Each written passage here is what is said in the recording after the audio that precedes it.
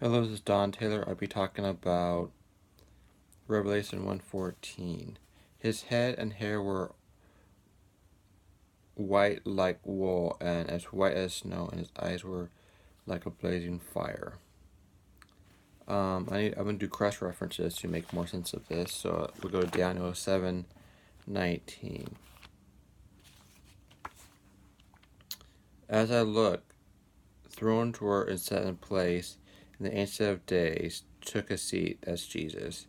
His clothing was as white as snow, and the hair of his head was white like wool. His throne was flaming fire, and its wheels was ablaze.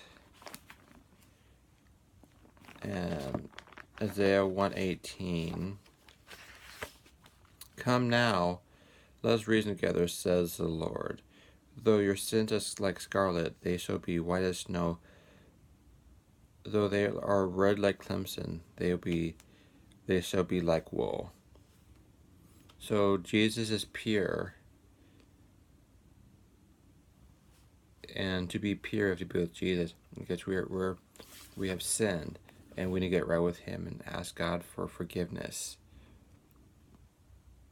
And it's interesting about white hair, and people say white hair is bad, but if you look at it, this is what the Bible says about white hair.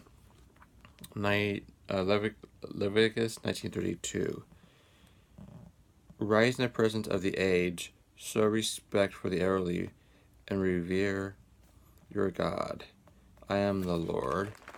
And Proverbs 6:31. Gray hair is a crown of splendor, is attained by righteous life. So, reality is, if you have gray hair, that it should mean you have wisdom, and God's wisdom is way beyond our wisdom. And we need to really attain the wisdom that God has.